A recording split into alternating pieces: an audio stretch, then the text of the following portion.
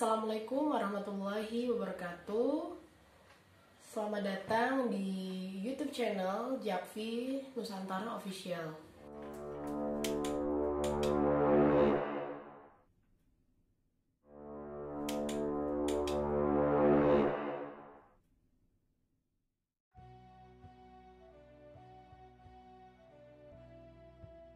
Nah, sekarang bersama saya Umi Rosita dari Japvi Wonosobo. Di video kesempatan kali ini kita akan membahas suatu tema, yaitu tentang pertanyaan mengapa perempuan perlu berfilsafat. Mengapa perempuan perlu berfilsafat? Buat saya ini pertanyaan yang sangat mendasar dan juga sangat spesial, karena pertanyaan ini berkaitan dengan proses berpikir manusia yang paling substansi, dan yang kedua adalah spesial karena ini ditujukan kepada perempuan. Nah, untuk itu saya akan merefleksikan sedikit, yaitu mengenai perlukah perempuan itu berfilsafat gitu ya. Berfilsafat itu baik laki-laki maupun perempuan itu adalah aktivitas yang paling dekat dengan dirinya, ya, dimana keduanya ini memiliki satu kemampuan, yaitu kecenderungan alamiahnya rasa ingin tahu. Nah, rasa ingin tahu inilah yang akhirnya menuntut manusia untuk menanyakan perihal tentang dirinya sendiri maupun di luar dirinya, termasuk seperti pertanyaan tentang adanya Tuhan, ataupun pertanyaan tentang agama, dan juga perempuan itu apa. Manusia dibekali potensi yang sama, yaitu akal dan juga hati, serta kecenderungan-kecenderungan alamiah lainnya. Manusia dibekali yaitu akal, rasionalitasnya, dan juga hati, ya, sensitivitas kepekaannya. Nah, di mana keduanya dalam proses menemukan sebuah pengetahuan, dan pengetahuan itu akan menjadi landasan dari tindakan dan juga keyakinan. Nah, perlu kita mendudukkan kembali proses pengetahuan kita. Dengan berfilsafat kita akan menemukan sebuah kerangka yang rasional serta ilmiah, sehingga kita mampu menilai nilai daripada pengetahuan kita, apakah itu bersifat subjektif ataupun objektif. Kalau kita hanya menggunakan perasaan-perasaan saja sebagai basis tindakan kita, itu artinya kita hanya landasan kita hanya berdasarkan suka atau tidak suka terhadap sesuatu. Nah, untuk itu perlunya akal kita berupaya mengobjektifikasi perasaan, apakah sesuatu itu layak atau tidak layak. Buat saya urgen sekali perempuan untuk berfilsafat pada dirinya. Ya, kalau kita tahu perempuan itu kan dia sangat dekat dengan hal-hal yang bersifat praktis, hal-hal yang dengan tindakannya, ya. Jadi bisa dibilang perempuan itu sangat dermawan, maha mencintai, maha mengasihi, ya, nggak tega gitu kan. Sehingga perasaan kecenderungan ini sangat kuat dan mampu melahirkan tindakan-tindakannya. Nah, namun dengan perempuan itu berfilsafat, setidaknya perasaannya mampu terobjektifikasi terlebih dahulu. Perasaan itu kan berkaitan dengan kita menyukai sesuatu atau tidak suka sesuatu. Nah, sementara perlunya akal ini kita ingin mengobjektifikasikan bahwa apa yang kita lakukan bukan hanya sebatas suka ataupun tidak suka, melainkan itu relevan dan terobjektifikasi.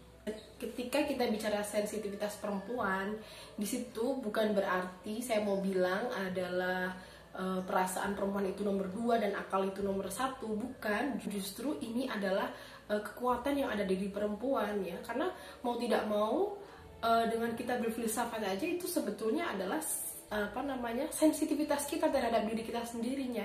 Artinya kita perhatian akan diri kita sendiri, ingin menanyakan sesuatu tentang diri kita sendiri, dan juga kaitannya dengan sosial. Sensitivitas itu sangat diperlukan.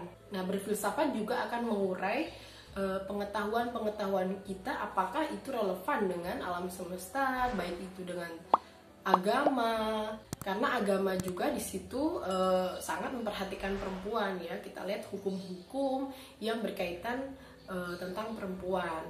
Nah, berfilsafat buat perempuan ini sangat urgent untuk menstabilkan jiwanya ya, dimana mereka harus berhadapan dengan banyak persoalan, baik itu konstruksi yang dari luar maupun secara fisik mereka ya, secara anatomi, misalkan tubuh mereka harus mengalami siklus menstruasi dan sebagainya, dan juga hal-hal yang ada di luar sana atau kita biasanya sering sebut sebagai peran ganda mereka ya, sehingga perasaannya tidak hanyut kepada hal-hal yang di luar menjadi beban mereka, tapi mereka lebih bisa menyikapi dan menghadapi.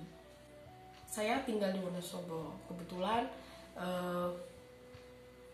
juga pernah terlibat dalam investigasi kasus-kasus khusus perempuan korban kekerasan. Saya lihat memang angka perempuan ini di Wonosobo sangat tinggi ya, jadi kayak pelecehannya juga sangat tinggi, kekerasan yang terjadi seperti KDRT.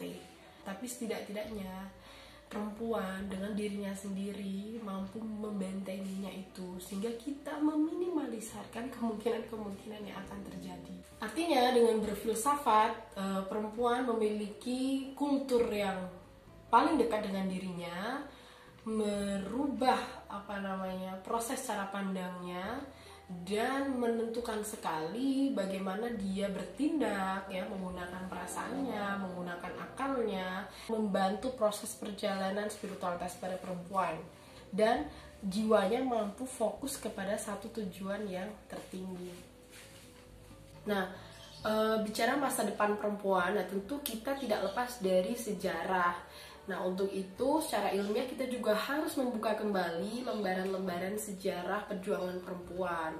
Kalau dalam peradaban Islam kita tahu ada Sayyidah Fatimah, ada Sayyidah Khadijah, dan juga ada Sayyidah Zainab. Nah, di situ menurut saya adalah perempuan-perempuan yang mentransformasikan nilai-nilai kemanusiaan dan juga pergerakan seorang perempuan. Kalau kita lihat misalkan Sayyidah Zainab ya kan, dalam peristiwa Arba'in, beliau memberanikan diri atas keberpihakannya terhadap kebenaran.